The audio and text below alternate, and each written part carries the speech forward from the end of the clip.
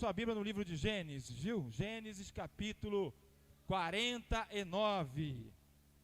Um texto bem conhecido. Primeiro livro da Bíblia, praticamente quase o último versículo, capítulo 49. Eu vou ler alguns versículos salteados e já eu explico para os irmãos, viu? Gênesis capítulo 49, vamos estar lendo o versículo 9, o 14, o 16, o 21, mas eu vou falando para os irmãos acompanhar. Estão todos juntos no mesmo capítulo. Quem achou, diga glória a Deus. Isso, capítulo 49, versículo 9, tá? Vou estar lendo. Judá é um leãozinho, da presa subsiste, filho meu.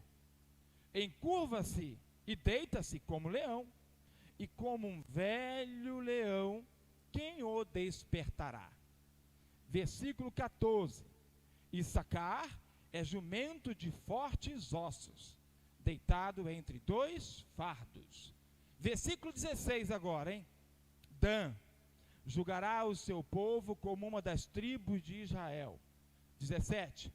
Dan será serpente junto ao caminho, uma víbora junto à vereda, que morde os calcanhares do cavalo e faz cair o seu cavaleiro por detrás.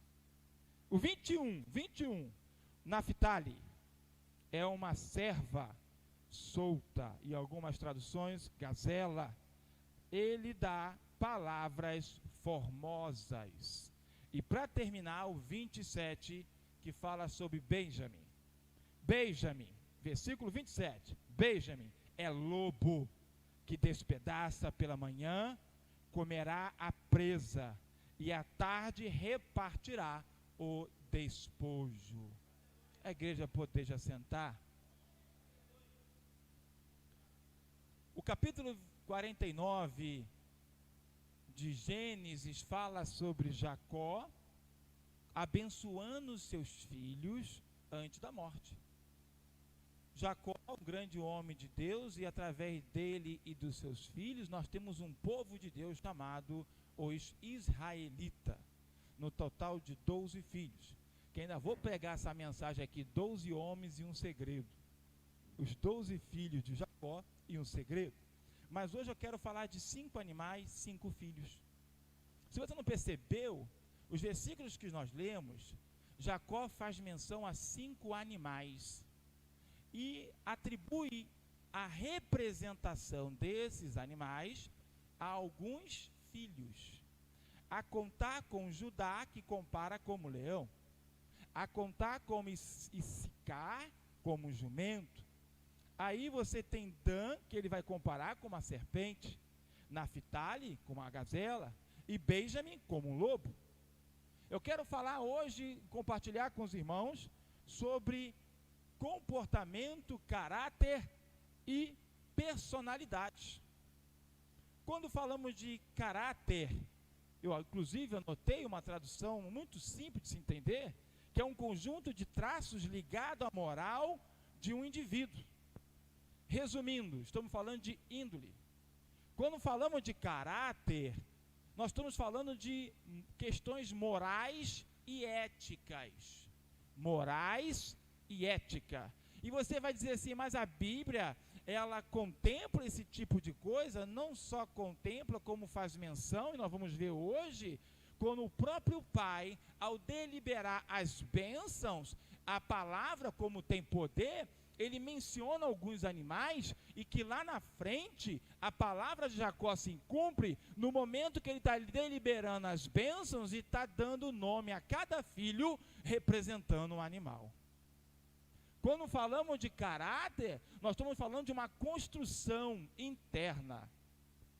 Caráter esse que, ao longo da vida, quando criança, adolescente, você vai sendo forjado, vai aprendendo. Pode ser que você, por uma atitude deliberada, resolva burlar, resolva estragar tudo.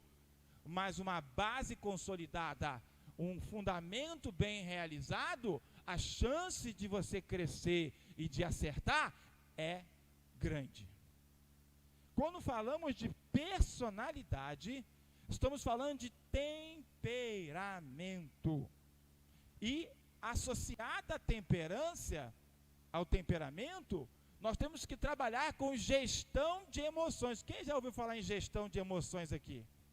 Já ouviu falar em gestões de emoções? Gestão de emoção é quando você está prestes a explodir, você se controla, você consegue dar limite ao seu sentimento e que naquele momento está prevalecendo. Viu? Quando Paulo nos ensina, né, a dominar o nosso eu, quando Paulo nos ensina a ter domínio próprio, ele está dizendo, ó, você vai querer dar um soco em alguém, você vai querer pegar alguém e dar uma banda, você vai querer pegar alguém e arrebentar, mas não faça, tenha domínio próprio. Você pode até irar, mas não peque. Temperância, temperamento e gestão de emoção faz parte da vida de qualquer ser humano. Não precisa ser crente, cristão, para entender isso. Afinal de contas, para ter controle, domínio e equilíbrio, tem pessoas aí fora que não são cristãs e conseguem assim o fazer. Então já estamos falando de tomada de decisão e atitude. Repita comigo, tomada de decisão e atitude. Agora, se tem caráter, se tem personalidade, tem comportamento. O nosso comportamento, na maioria das vezes, é ditado pelos estímulos externos. Veja bem, você não é uma pessoa agressiva, mas você sofreu uma violência e você, na mesma hora, por impulso, revidou. Aí é uma questão, muitas vezes, de impulso de defesa. Pode ser que você empurre alguém na vigência de acontecer um acidente. É uma questão de defesa, mas você não nasceu e não empurra ninguém por aí, nem bate ninguém. Comportamento também é ditado por estímulos externos. Agora, aquilo que nós não podemos abrir mão, caráter. Aquilo que precisamos construir e começa na nossa casa é caráter. Mas onde você quer chegar com isso? Eu quero falar de Judá. Judá era um dos filhos de Jacó. A tradução no hebraico da palavra Judá quer dizer louvor. Louvor. Eu estou falando de um camarada que, se você não está ligado, não está sabendo, quando você diz assim, Jesus, leão da tribo de... Eu estou falando do camarada que deu início à genealogia de Jesus. Era necessário que Jesus viesse de Judá, porque só chamamos de judeu quem vem de Judá. Só chamamos de israelita quem é de um das descendências dos 12 filhos de Jacó. Então, quem é israelita? Quem é descendente de um dos 12 filhos. Quem é Judá? Quem nasceu de mãe judia, descendendo de Judá. Quem é israelense? Quem nasceu na nação de Israel. Então, nem todo israelense é judeu, nem todo israelense é israelita. Se eu for com a minha esposa para Israel e tivermos um filho lá, ele vai ser israelense, mas não vai ser judeu e nem vai ser israelita. Quando a Bíblia fala de israelita, está se referindo a esse povo aqui. Mas qual é o significado dos animais atribuídos a pessoas? O cara que o pai chamou de serpente, o pai chamou de gazela, o pai chamou de jumento. O leão é um dos grandes animais da selva. Ele recebe o título de leão. Por que ele recebe o título de leão? Você nunca se perguntou? Porque eu entendo que o elefante que era para ter esse título. O elefante vive 60 anos, o elefante tem 7,5 toneladas, o leão vive no máximo 25. O elefante é mais inteligente do que o leão.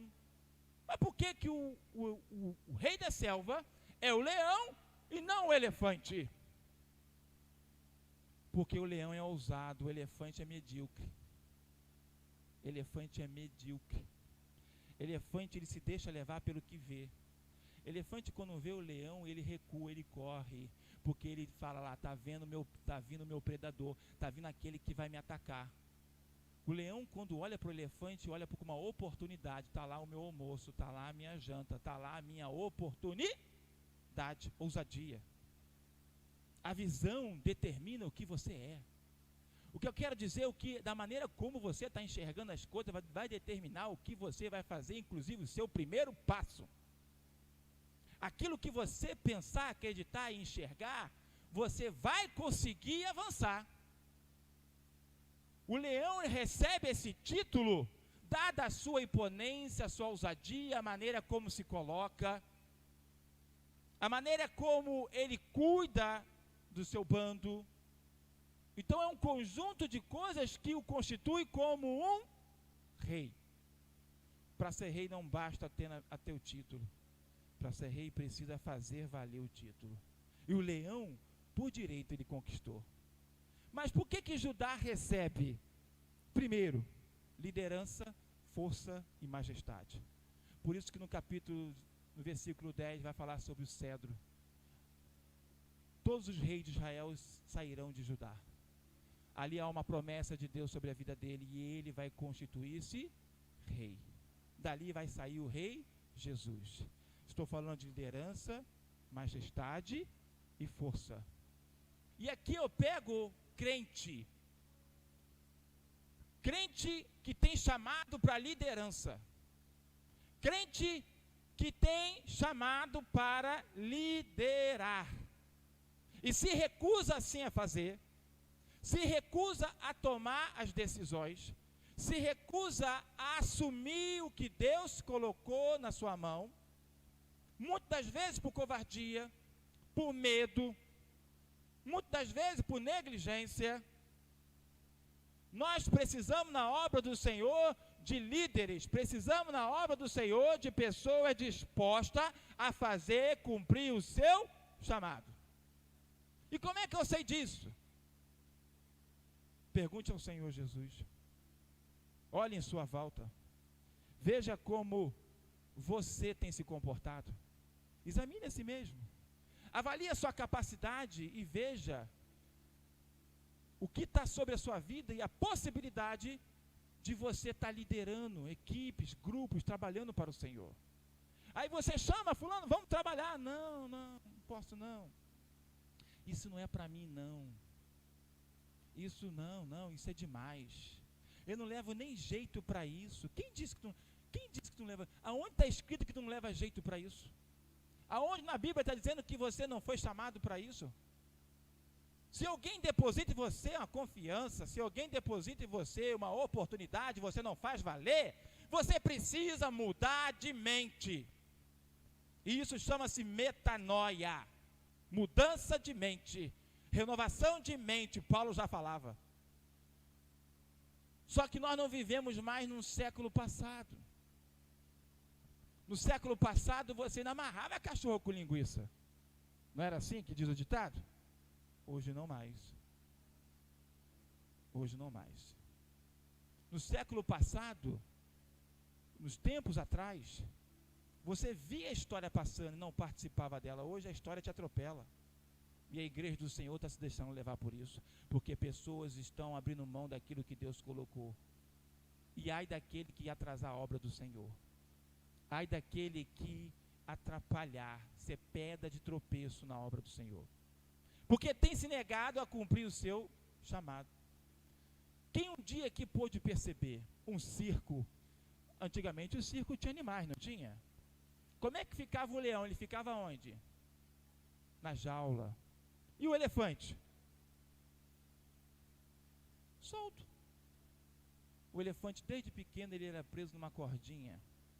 E ele crescia com a cordinha no pé.